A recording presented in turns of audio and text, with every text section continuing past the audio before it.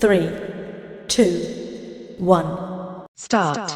केरल सरकार की ओर से बकरीद पर लॉकडाउन में ढील दिए जाने पर सुप्रीम कोर्ट ने नाराजगी जताते हुए उसे जो फटकार लगाई वह जरूरी थी, क्योंकि केरल उन राज्यों में से है जहां कोरोना संक्रमण के सबसे ज्यादा मामले सामने आ रहे हैं। यह हैरत की बात रही कि जब केरल सरकार को यह देखना चाहिए था कि बकरीद के अवसर पर बाजारों और अन्य सार्वजनिक स्थलों में भीड़ भाड़ न होने पाए, तब उसने 3 दिन के लिए खास रियायत दे दी। इससे भी आपत्तिजनक बात यह रही कि उसने राज्य के उन इलाकों में भी दुकानें खुलवाने की अनुमति दे दी जहां कोरोना संक्रमण की दर 15% से भी अधिक थी। निश्चित रूप से ऐसा करके महामारी के जोखिम को और बढ़ाने का काम किया गया। यह सहज ही समझा जा सकता है कि ऐसा केवल व्यापारी संगठनों के दबाव में ही नहीं किया गया होगा, बल्कि वोट बैंक बनाने या उसे मजबूत करने की कोशिश के तहत भी किया गया होगा।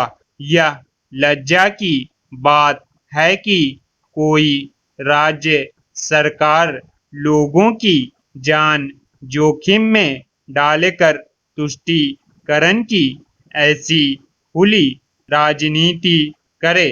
केरल सरकार ने यह काम इस तथ्य से अवगत होने के बाद भी किया कि कुछ ही दिनों पहले सुप्रीम कोर्ट ने उत्तर प्रदेश में प्रतीकात्मक रूप से भी कांवड़ यात्रा की इजाजत नहीं दी थी।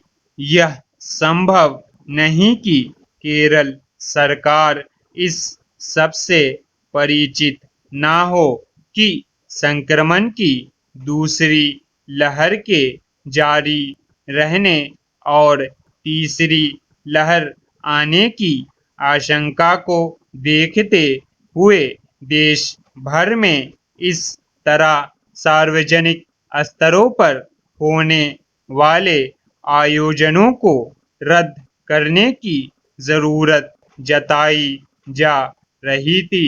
खुद प्रधानमंत्री भी राज्यों को आगाह कर रहे थे।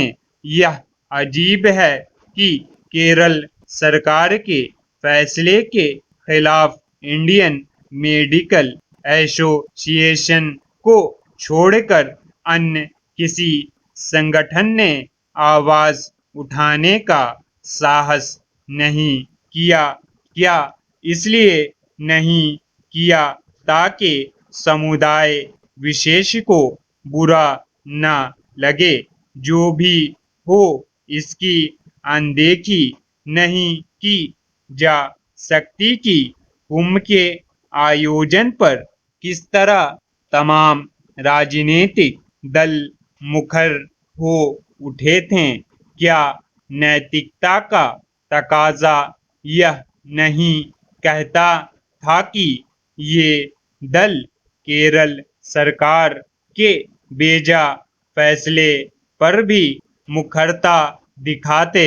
इससे संतुष्ट नहीं हुआ जा सकता कि सुप्रीम कोर्ट ने केरल सरकार को फटकार लगाई, क्योंकि ऐसा करने में देर कर दी गई।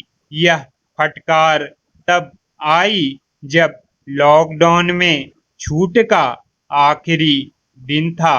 क्या यह उचित नहीं होता कि सुप्रीम कोर्ट उसी दिन सक्रिय होता जिस दिन केरल सरकार ने 3 दिन के लिए छूट की घोषणा की थी।